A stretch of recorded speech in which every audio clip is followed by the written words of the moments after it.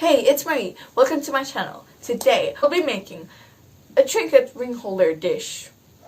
Whatever you call it. Let's jump into it.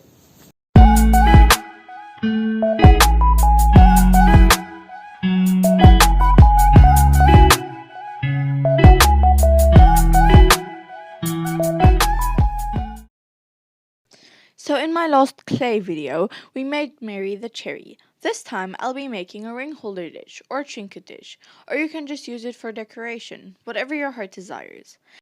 And I'll be going with the forest/pond theme, cottagecore.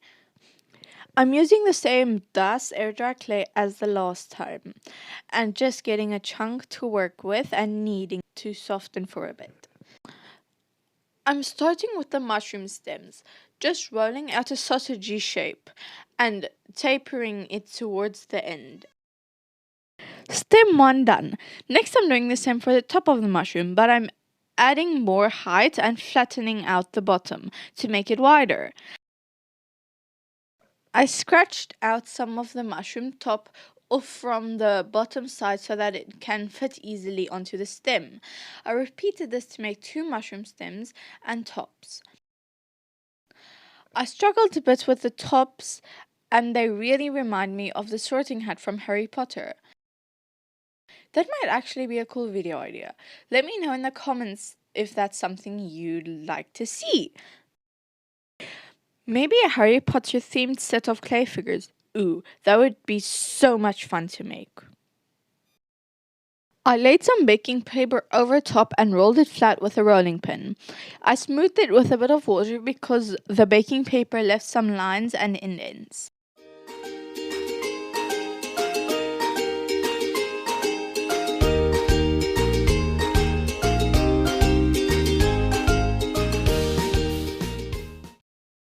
Then I start creating edges to the bowl by lifting the sides. Since this is a nature-themed trinket bowl, I didn't want the edges to be perfect, so I just created some rough ruffles, if that's what you can call it, so that it resembles a leaf to go with the theme. Then I scored the places where I want the mushrooms to go, and I put the stems first because it's easier to get them in place without the mushroom tops.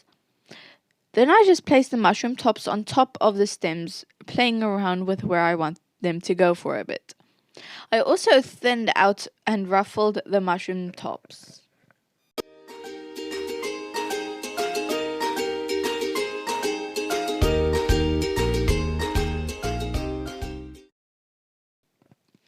Once this was done, I thought it would be super cute to add a little creature, so I went with a little froggy. I started with a bowl shape and then I flattened it out a bit. I drew a half circle for its tummy with my dotting tool. Then I just made some flat, round circles for the eyes and the feet and attached them. I realized Froggy doesn't have a name. Please help me choose a name for him in the comments below. I made him some arms as well, but I didn't like the way it looked, so I just kept the feet. I think he turned out adorable.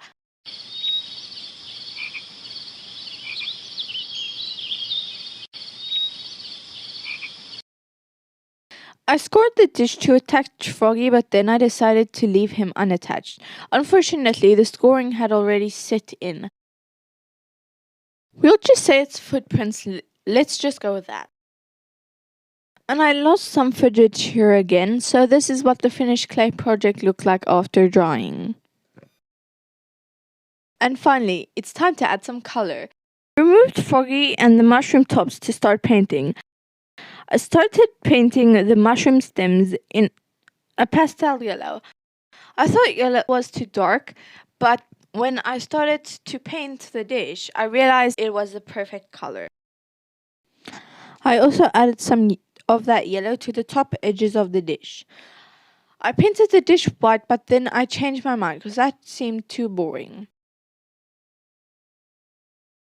So I went with a pond with grassy patches where the mushrooms are. I obviously painted the grass green, although why is grass green? Why can't it be purple? Ooh, or a rainbow. Imagine waking up to rainbow grass. Okay, getting sidetracked here.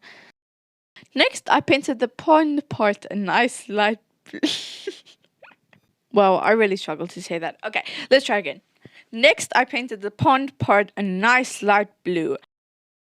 It's always fun when you start adding color and your art starts to look like art. And it's not just one boring color.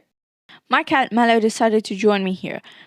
Mallow is short for Marshmallow. She is adopted, so I had no choice in naming her, but I think Mallow suits her. I added some grassy patches to make it look more like grass.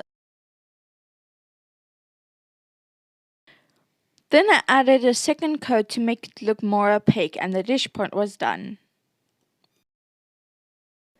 Since everything is pastel colors, I didn't want to paint the mushrooms red because I thought it would look too harsh and clash with the other colors. So I went with pastel red, which is basically dark pink. Next, I painted Foggy, and he's obviously green. I love his sticky outy eyes. He's looking so cute.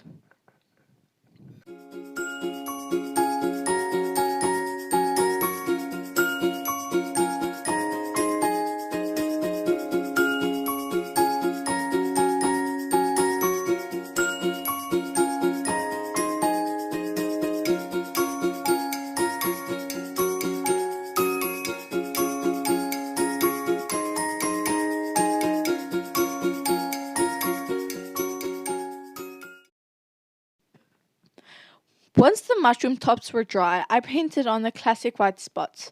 This took longer than it should have. And I went back in with a second coat for that as well, since some of the spots weren't quite opaque yet. This project is coming together nicely now that the colors are all on, and I'm getting excited for the finished results, but we're not there yet. I gave Froggy some big black eyes with my dotting tool, and then I added a white dot inside for extra cuteness.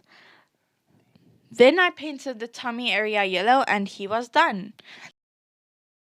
Lastly, I added a thick coat of acrylic sealant to seal the paint and prevent it from chipping. And this is the finished result. I love how this turned out. It's very much my style, and I'll definitely use it since I always have small things laying around. Thank you so much for watching. I hope you enjoyed. I post every Saturday 10 a.m. African time. Hope to see you then. Stay safe and have a super day. Thank you.